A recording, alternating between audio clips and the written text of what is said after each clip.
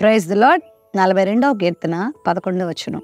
నా ప్రాణమా నీవేళ కృంగి ఉన్నావు, నాలో నీవేళ తొందరపడుచున్నావు. దేవుని యందు నిరీక్షణ ఉంచుము, ఆయనే నా రక్షణకర్త, నా దేవుడు, ఇంకనూ నేను ఆయనను స్తుతించెదను. చాలాసార్లు ప్రాణము కృంగిపోయే పరిస్థితులు, తొందరపడే పరిస్థితులు ఎదురవుతూ ఉంటాయి. ఎంత ఓర్పుమంతులకైనా, ఎంత సహనశీలులైనా ఏదో ఒక సందర్భంలో జీవితంలో ఎదురయ్యే అన్యాయాలకు, బాధలకు తొందరపడక తప్పదు, కృంగిపోక తప్పదు. కోరహ్ కుమారులు అనేటువంటి భక్తులు ఈ కీర్తన రాస్తూ వారి జీవితంలో కూడా ఎన్నో కృంగుదలలు, ఎన్నో వర్ణించలేనటువంటి సమస్యలు వారు ఎదుర్కొన్నప్పుడు వారి ప్రాణం కృంగిపోయింది, తల్లడిల్లిపోయింది. అలాంటి సమయంలో వాళ్ళ ప్రాణంతో ఇలా మాట్లాడుతున్నారు. మీరు కృంగిపోవాల్సిన అవసరం లేదు, మీరు తొందరపడిపోవాల్సిన అవసరం లేదు. ఎందుకంటే దేవుడు ఉన్నాడు, చూచుచున్న దేవుడు ఉన్నాడు, అన్యాయాన్ని, అక్రమాన్ని సహించని దేవుడు ఉన్నాడు. మనం ఉన్న బాధలో నుండి మనల్ని బయటికి తీసే దేవుడే ఉన్నాడు.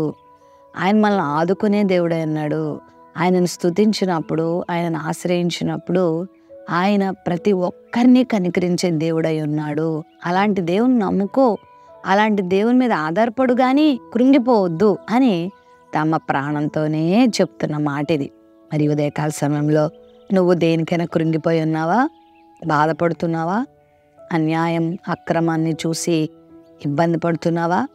అయ్యో నా జీవితం ఇలా అయింది ఏంటి, నాకు ఇలాంటి కష్టం వచ్చింది ఏంటి అని బెదిరిపోతున్నావా? ఏం బెదరద్దు, ఆయన నిరీక్షణ ఉంచు.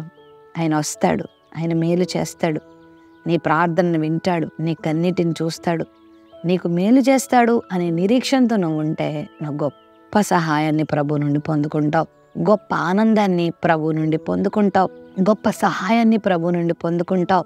4 దినాలైంది లాజరు చనిపోయి. అయితే యేసు ప్రభు వారు వచ్చారు. యేసు ప్రభు వారిని చూసి మార్త మరియు మరియా ఎంతో ఏడుస్తారు. అప్పటికే 4 దినాలు అయిపోయింది.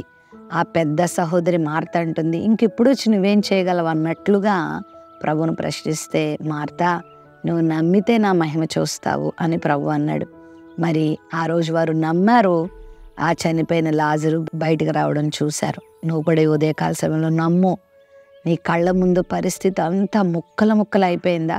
ఆ ముక్కల్నే దేవుడు చక్కని రూపంగా చేసి ఒక కళాఖండముగా నీ ముందు నిలబెడతాడు. ఒక అద్భుతమైనటువంటి దృశ్య రూపాన్ని ముందుకు దేవుడు తీసుకొస్తాడు.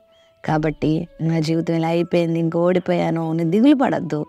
దేవుడు మరలా నీ జీవితంలో ఒక అద్భుతమైన కార్యాన్ని చేయబోతున్నాడు. ఆయన నిరీక్షణ ఉంచు. ప్రేమ నమ్మకం కలిగిన మా తండ్రి, దేనిని బట్టి కృంగిపోవలదు, నీ యందు నిరీక్షణ ఉంచడం నేర్పించండి. పరిస్థితులు మార్చే దేవుడు, ప్రతికూలతలను అనుకూలతలుగా చేసే దేవుడు, నీ కృపను నీ బిడ్డలకు మీరు విస్తరింప చేయమని యేసు నామములో ప్రార్థిస్తున్నాం తండ్రి. ఆమెన్.